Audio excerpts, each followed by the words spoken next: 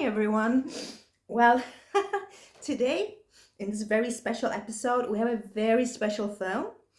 I will be reviewing one of the movies. The first one I will be reviewing is Poor Things. Yeah, that is why I have my special Poor Thing-esque dress on. I've stuffed it with some things. And yeah, I hope you liked my intro there.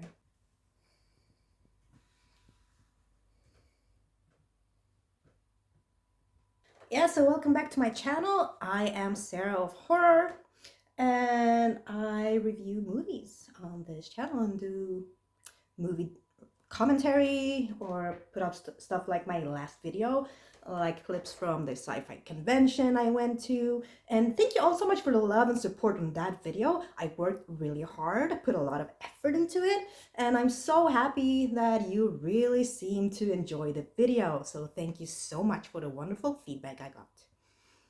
But today we are starting off with Poor Things. I just saw the film and I really need to talk about the film because I know it's a film that has been so talked about. Let's start. So Poor Things. It's from 2023. It is directed by Yorgos Lanthimos. I hope I got it right. Yeah, I had to check my little notebook before and try to remember the name. And it stars Emma Stone, Mark Ruffalo, Willem Dafoe. The plot. Oh, we have this young woman, Bella, played by Emma Stone. Oh, yeah, Clementine. Leftovers, sorry. But you know, do anything for the arts. Focus. We have Emma Stone. She's playing this character named Bella. So in the first scene, we see her jump up off a bridge. And then she is kind of rescued by this doctor played by Willem Dafoe. So he rescues her, takes her body back, and revives her. You know, kind of like Frankenstein did with his Frankenstein monster. So he revives her, and she has to, go through life anew, like another adult body, but she has to experience everything anew and learn to talk and kind of walk and yeah, do a lot of stuff for the first time again. She kind of figures out that life is more than just being with Willem Dafoe's character, which is called God, and she wants to experience the world, on her own and have adventures. He needs to set her free. Yeah, that is kind of the basic plot of Poor Things. And I have to, say right from the bat, I heard a lot of people commenting that this movie was a bit like Frankenhooker. Like Frank Henenlotter's Frankenhooker. And I have to agree in some parts, yes. To say that, I say that in a very complimentary way. I love Frankenhooker, have watched that movie many times. And yeah, I felt really happy when I noticed this comparison and when other people made this comparison as well. So, Emma Stone, I mean, she really owned this part. She did her best with the character. She was brilliant and she just excelled in every stage and part of this story. Like, I couldn't take my eyes off of her. She was just fantastic. She really was. I can't stop thinking about her in that part. It was amazing. Body language, her movements, her facial expressions, her dialogue, like the way she delivered her dialogue, how she kind of evolved and expressed herself. Fantastic. I have to, go further to the stunning cinematography. Oof, the cinematography, the color correction, just the scenery. I mean, gorgeous. Ah, so gorgeous. It's insane. Just like the worlds that Yorgos built up. And I mean, I felt like I was in a dream. or a dream world. Like I was on a journey with, you know, Bella, and it was just such an amazing world to just discover and be in. I mean, yeah, the cinematography, so gorgeous. And I also love that this movie, a lot of this movie is in black and white, and then we have like it contrast to another world which is in color. But I like that when it was black and white, it was when Emma was kind of imprisoned with God, like when she hadn't discovered the world yet, and then when she was set free to discover the world, it all was in color. So it kind of, you know, means that she kind of came out of her prison. She's now discovering things, and I really like that. And I love, you know, my black and white, like silent movie type feel, even though this one is a silent film. But I mean, the cinematography, the colors, throughout the like 20, 30 first minutes were a lot reminiscent of that era. And I really, really loved that. Like, it felt really nostalgic to me. And I did love the angles, the fisheye angle. I mean, oof, that was used in the best possible way in this film. And it was gorgeous. I mean, when I was in film school, I also used, like, in my earlier projects, I was like, look at this, fisheye, so cool. But I didn't really know what I was doing. It didn't really look as cool as, you know, this movie made it look. And I was like, huh, wow, that's really how you use a fisheye. I mean, a lot of movies have done it. I think Kieślowski and other directors obviously have used fisheye. But in this movie, it was just so prominent and just used so amazingly, and so much. And I didn't get tired of it. Like, it felt like it was part of the movie's kind of language, the characters' kind of language. The characters really benefited from this, in my opinion. I loved the setting. Like, in the beginning we had the fisheye, we had the kind of huge chairs that the characters are sitting on, which makes them feel really small, kind of like Alice in Wonderland type of thing. And then they have like this huge cutlery they're cutting and eating with, and it just, you know, adds to that Alice in Wonderland feeling, like a very strange and weird Alice in Wonderland feeling. But yeah, it just adds to the greatness of this film. I also loved the makeup on Willem Dafoe's face, his character. He had like this scarring, and it just looked so good and uncanny in a way, like Uncanny Valley. But it looked so good, like I couldn't stop looking at it. And they totally made the right decision to keep him like that. And I love that. And it really shone through in the black and white segments of the film. That was genius. As I said, I really like that we got to be in this journey with Emma Stone, on this kind of sexual, magical journey where everything kind of felt like a dream. And it was also divided into like segments. Like, her first journey was called this, her second was this, and third was this. And of course, different things happened. And we also got to meet some interesting characters along the way, of course. But I don't want to spoil too much. But yeah, I mean, I am probably not going to stop thinking about this movie for a while. So my homemade Poor Thing dress is kind of falling apart. But it's okay. It's okay, I tried. But yeah, I also have to say I really like the music in this film. Music, I'll just the sounds and everything just enhanced the overall feeling to the film. Oh, and the screenplay, oof, it was good, so good, amazingly written, and just some turns here and there really makes it really special. And even though the movie's quite long, I think 2 hours 21 minutes or something like that, it didn't really feel that long. Like, I was just happy watching Emma Stone do whatever she wanted in this film. I was so happy. Even if the movie would have been like 3 hours, I'll be like, fine, I want to watch this. I want to watch more of what Emma Stone does. So the length of the film doesn't really bother me at all. So as you can see, like it was all positives, and I really couldn't find any negatives about this film. I was just kind of mesmerized from the beginning that the movie started until it was finished, and I'm still mesmerized. Like I can't stop thinking about it. So good. Yeah, so I really can't find any negatives. And I'm trying. Nah. Okay. So, to the most important part. What will this movie get? I'm giving this one a 10 out of 10. Yeah. Wow, a 10 out of 10. Yes, you heard me correctly. 10 out of 10. I mean, I rarely give a movie 10 out of 10 or a 5 out of 5 nowadays. But this movie, definitely something special.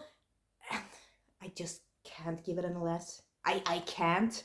Nope. So yeah, 10 out of 10 for Poor Things. Let's move on to movie number 2. Okay, moving on to review number 2, and now I'm being a bit more serious. I lost the padding on my shoulders. It was just falling apart, it was getting a bit messy, so yeah, it's on the floor now. So, the second film is a film called Venomous, or also Venom, but you'll most likely find it under the name Venomous because there's a lot of movies called Venom. Venomous is from 2001, I think, and it's directed by Fred Olin Ray, Treat Williams, Mary Page Keller, Hannes Janicki, and Catherine Dent. Sorry, I had to read from my little notebook. I couldn't remember those names. It's quite late here in Sweden and I am a bit tired, but yeah, I'm powering through. Okay, so in the first scene of this film, we have a doctor, works in a lab or something like that. He is escorting 2 other humans, a woman and a man, into the building, to the lab. And he thinks that they are like inspectors or whatever, something, but they are terrorists. Yeah, they are there to do a terrorist attack on the laboratory. And when he realizes this, it's too late, and they blow up the building. But something else escapes the building. Really venomous mutated snakes. Yeah, they escape the building, and then some time passes, and now suddenly people are starting to get sick. People are being bit by snakes, and then they are getting sick, and it's spreading. Yeah, it's a pandemic. Yes, it's spreading. That is the basic plot of the movie. And I mean, it sounds very, very simple, very basic, but I have to say that I found this very effective. There weren't really, that many side stories that would put us off track or something. It was just quite simple. This is the problem, this is the story, let's follow it. And I kind of appreciate that. I like the look of the snakes, they were real, not like CGI looking, and I really appreciate that because it really feels much more. It really does. It really does. And it doesn't really, take me out of the story, take me out of from watching the film and being like, oh, right, I'm watching a film. This is just, I was really invested. And of course there was some, drama between some characters. So we had a little bit of that, but it didn't get in the way of the main story, which is people getting sick and dying from these snakes. What I do wish we had some more of were like really intense snake attacks. Like there were some really good scenes that I think the build-up was quite good in some scenes. We had like a snake in a shower, that was good, and some other angles of snakes and some of the build-up of it's gonna happen, or it's gonna happen. But I just wish we had seen some more. But I understand, we can't really do everything with live snakes. That would be quite dangerous, I think. I don't know. I've never worked with snakes on a set, So I don't really know. I remember like when I was young, because I like snakes, but maybe not being in the same room with a venomous mutant snake. But I remember when I was very young, super young, like I don't think I knew what snake was, but me and my dad, and we were out in the forest, in the woods, and dad told me this. No, he told my mom, and my mom told me this, that I saw a snake. It was a dangerous snake. And I saw it, I took a stick, and I wanted to, like, just poke it a bit with the stick. And I wasn't afraid. I was just walking up to it. And, you shouldn't do that, of course. It's not really nice. But I was young. I had no idea. I just saw something. I thought, it looks fun. But yeah, nothing bad happened to me or to the snake, I hope. And yeah, the snake left. Me and my dad left. And that was that. But yeah, my mom has always been super afraid of snakes. So yeah, I mean, and I think maybe that is also why I really like creature features or snake movies. Really love them, like Anaconda. And yeah, maybe from that experience, I don't really know. But something about snakes really fascinate me. I think this movie was kind of exciting, even though you could kind of work out how the movie would end, what the kind of where the plot was going. But overall, I kind of liked this movie more than I thought I would. And this was one of the movies that I recently bought at the sci-fi convention. So I'm really happy because it was really cheap, and I'm super happy with it. For like a I don't know how much this movie cost, but I mean, it couldn't be like really like a lot of money. But for the money, I guess I think we got enough. We got enough. I got an entertaining movie that was worth I don't think it was that long, but it was worth watching it once, definitely. And it's definitely a movie that you can just put on and have in the background, and you will still kind of know what's going on. You don't have to like look at it and be like focused and invested 100% of the entire film. No. The ending wasn't that surprising. Maybe that part could have been a little bit better. Maybe a nice twist or something much more twisted and dark, or I don't know, something would have been just a little bit better. Like something that would surprise me at the end.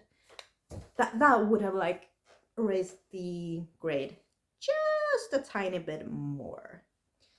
Because right now I just think that the story and the way it was executed is too simple to just reach the highest of the highest grades,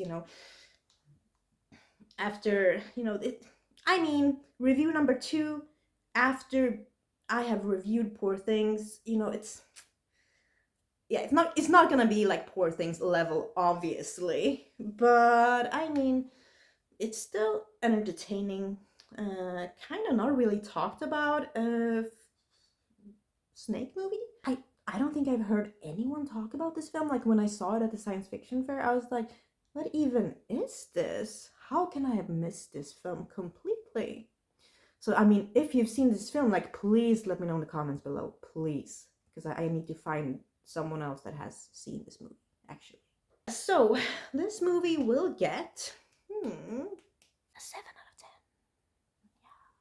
Yeah. 7 out of 10. Maybe I'm generous, but I was in a really good mood when I was watching it. I was happy, and maybe that, I have a good memory from watching that film. Like, I was in a good mood. So yeah, I'm giving it a 7 out of 10. And I'm in a good mood now. So here, you can have a 7 out of 10. You can have a 10 out of 10, Yeah, maybe the next film will also get a good grade. So we'll see. Moving on to review number 3. So on to review number 3. And I think it's a movie that has a very similar plot to another movie that you probably know when I will be describing this said movie. Okay, so movie number 3 and the last film in this episode, which has no particular theme. I know, I used to do like themed months and stuff like that, but I don't know, I just want to review movies that I watch and be like, I want to review that one. I don't really want to think about specific themes unless it's, you know, a upcoming holiday, like we did with Valentine's or something like that. And some weeks, you know, the movies would just be picked randomly. Not even, it could be non-horror, it could be horror, it could be another genre, you know, and I'm fine with that. And I hope you are too. Just one more thing. I know that my dress and my hair doesn't match at all. Like pink and a red dress. You know, when I had red hair, I used to avoid dressing in, like, having pink clothes. I wore it like sometime, but not a lot. But this was my only like dress that really worked with the Poor Thing intro that I had in mind. So that was why. Okay, but now finally, the movie. So the movie that I will be reviewing now is called 666 The Child. Yeah. So when I say 666 The Child, like, what immediately comes to your mind? Like just the first thing that pops in your head. Maybe it could be like Omen? It could be Damien? I mean, if those were your thoughts, you know, you're kind of correct halfway there. Yeah, certainly. So there's a plane crash and a news reporter, she is reporting about it. And then the people who are at the scene, you know, news people who are covering the story, they see that there's a survivor. It's a kid named Donald. This kid, he has like a doll with him, or was it a teddy bear or a doll? I don't really remember now. But he has it with him, and it kind of collapses. And they're like, oh, we have to help him, of course. But he's the only survivor of, or lone survivor of this plane crash. The newscaster who's talking about this on the news, her name is Erica, and then she has her boyfriend or husband, don't really remember, but he is the one reporting on scene at the site, plane crash site. Yes. And they have always, you know, wanting to have a kid, but they can't. And then they find out that Donald doesn't have any relatives, no one, you know, no family. So they're like, huh, maybe we should adopt him. Yeah. So, you know, they just adopt him real quickly. Everything is sure, go ahead, take him, sure. And, you know, and then they are happily family, living happily ever after. And this review is over. Movie's over. Bye. No. So yeah, the happily ever after doesn't really happen. Weird things start to happen with Donald. And yeah, people aren't having the best time around him. So, can you see what I meant with, you probably know that this movie sounds like another movie when I kind of describe it? Yeah, I mean, it is kind of an Omen ripoff, with a kid, someone adopting him, and then the kid makes other people, you know, hurt themselves or die. Yeah, that part. That sure does happen in this film as well. But I have to say, like, when I first saw the cover and everything, because I also bought this one at the sci-fi convention, and I was like, oh, this looks awful. It looks like really bad. But it was super cheap, and I was like, you know, I haven't seen this. I need to watch it. And so I started watching it, and I was like, you know, this isn't half bad. It's, you know, I kind of like watching this. And then there's this kind of really fantastic hospital scene. Yeah, two people are a bit lovey-dovey, and you know, then this kind of gruesome thing happens, and I think it was executed in a really good way, and I really liked that scene. And after that scene, I was like, huh, maybe this movie will not be as bad as I thought it would be. And I was in for the ride, you know. I was like, count me in. Really watching this movie enthusiastically. And this was a movie I watched right after I saw Venomous. So I was already in a good mood. that evening. And I was like, hell yeah, this is good, this is good. Why isn't anyone, talking about this? Huh? Well, I'm probably in the minority that kind of really liked this film. I felt that probably a lot of people hate this movie or really dislike this movie. But I thought it had some like really dark humor in it. And it also had like a fantastic bloody garage shed scene, which was done really well. I really, really liked that scene. And I thought it was a good kind of kill scene. I thought it was really good. I think the kill scenes are really creative and good in this one. I wish there was more. But yeah, we also have some interesting side characters that plays a big part in how everything just resolves. So like a shocking scene, not because of an like something happened, it kind of threw me off because I didn't really think that would happen, at least not yet. I was like, huh, they just did that. Okay, okay. And I don't know, I found it kind of refreshing. And yeah, I did like it. And the kid who played Donald, I think he did a good job. I think people and actors in this movie, they did a good job. I mean, maybe not like stellar, like fantastic, like Emma Stone did in Poor Things, but I think they did a good job. Yeah, they did what's required, and can't really fault them for that. Another funny thing is that this movie was released the same date as the remake of Omen did, so 6th of June 2006. 666. Yeah, so I went to the cinema when the remake of Omen dropped on that date. I did. Yeah, I had to. But I had no idea about this film was also released on this date. But of course, it wasn't released in the mainstream cinemas here in Sweden. But I mean, I wish they would have. I mean, that would be amazing watching those two movies like back to back. That would be fun. Also, Omen is a more serious movie out of these two. And this one, I think, don't take this movie seriously. Like, if you take this movie serious, you're probably gonna dislike it a lot. But if you don't take this movie seriously, take it with a grain of salt. It has some dark humor in it. It's a bit silly. It has some, goofiness to it. But I'm not saying it's a horror comedy. Not that. But just take it with a grain of salt. Yeah, I think you will appreciate this movie a bit more. So, what will this movie get? Giving this one an 8 out of 10. Yeah. An 8 out of 10 is probably a lot for this movie, but I have to admit, I really liked it. I really liked this movie. I'm not even ashamed to say that. I like this movie.